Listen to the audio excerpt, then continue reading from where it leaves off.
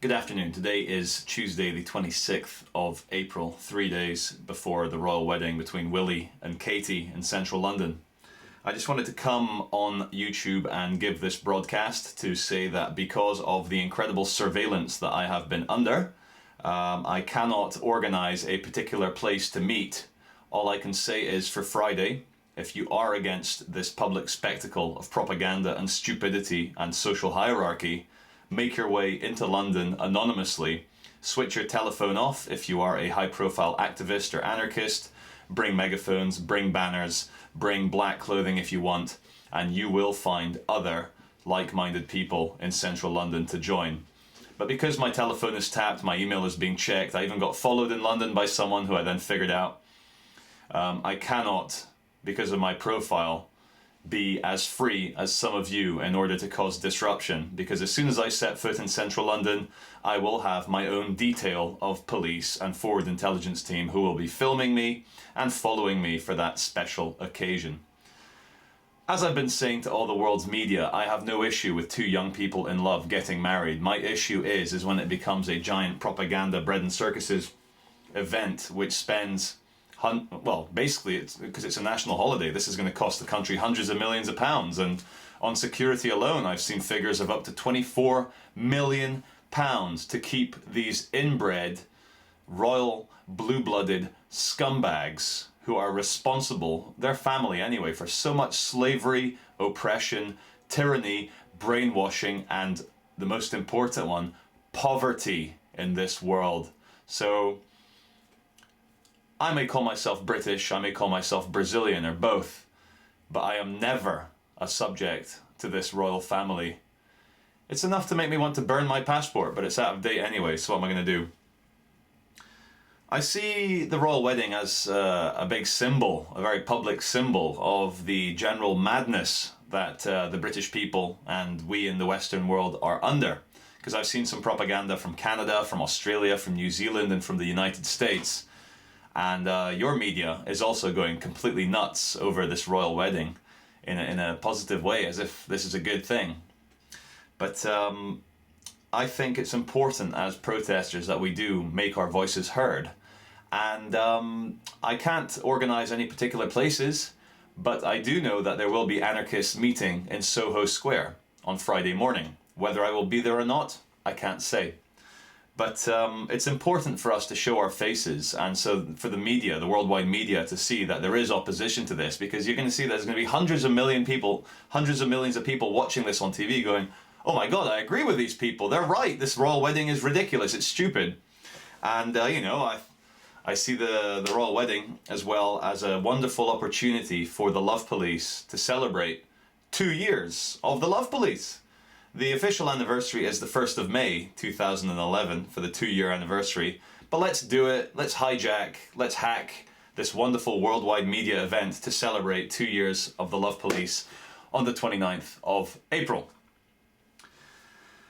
The police have started to arrest anarchists. I've seen in the mainstream media today that 6 anarchists were arrested around Great Britain who were planning to attend the royal wedding, obviously to protest against it. So we are seeing the beginnings of the Minority Report state, where people are arrested for pre-crime before the event for something that they might do.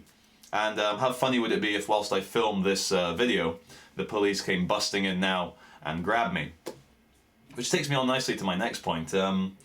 Many people watch the Love Police videos or my films, and they wonder, well, how is Charlie able to say these things? How does the police let him carry on saying these anti-state, anti-government, anti-establishment sayings? How do they allow him to go out in the street and megaphone when other people may try it and they get arrested straight away?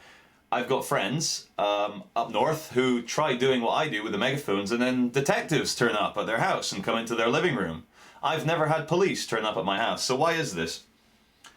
I believe that we are not alone in this hyperdimensional universe, or the multiverse. It's for anyone to think that life only exists on this very small electromagnetic light spectrum is failing to see the bigger picture of infinite universes, of infinite worlds, of infinite life forms. We don't need to think that all life forms need to be carbon-based atomic structures. There's consciousness. Who knows, in the conscious realm, there may be hundred millions of different types of consciousness, and they may be us, they might just be our higher consciousness expanding out of our minds and going into different universes, but I don't know. I call this the occult, the mysterious, the divine, God, goddess, whichever way you wish to put it. But as many other people have said in much wiser and much more eloquent positions than I have, that we are protected by higher consciousness if we are brave, if we are courageous, and if we stay true to our path. If we live alongside our convictions, I do believe we will live as long as we need to live, and not one second longer, not 1 second shorter. The bigger picture is that governments, monarchies, police systems, they are machines. There are obviously conscious human beings within these establishments, but they tend to quit and become painters or artists or, lovers instead of machine bureaucrats. But what these bureaucrats are very good at is providing that kind of black and white dichotomy between something beautiful and creative and something destructive and machine-like. And a painter, an artist, needs a canvas. You need a contrast, a juxtaposition for you to remind yourself and remind others as to what the good is. This is why protest on the day of the royal wedding is so essential. It's great. The royal wedding's going to go ahead, and of course that's going to be the media's main focus. But believe me, there will be a massive amount in all the news around the world if we, the anarchists, the protesters, manage to make our voices heard, manage to cause some element of disruption to this ridiculous propaganda affair. We will get out there. And so, yeah, I do see the irony that we need something really evil and stupid, like the royal family, to show an alternative way. And if I were in a more comedic mood, I would put on a black balaclava and call myself the Anarchist Republican Army, the ARA, but I won't. There is divine forces at play. I've had mystical experiences which are completely mysterious. I will not go on YouTube and say, oh, I saw ghosts or spirits or quantum aliens from the Alpha Draconian system. I don't know. It's why it's called the mysterious, the divine, the special. And this is why I'm not in jail, why I'm alive, and why I'm going to turn up at the royal wedding and not be arrested. And this is a great thing for the police. If you're watching, which I know you are because you're obsessed with this channel now, is that, don't arrest me. Don't arrest me. Okay? Good. And that's it.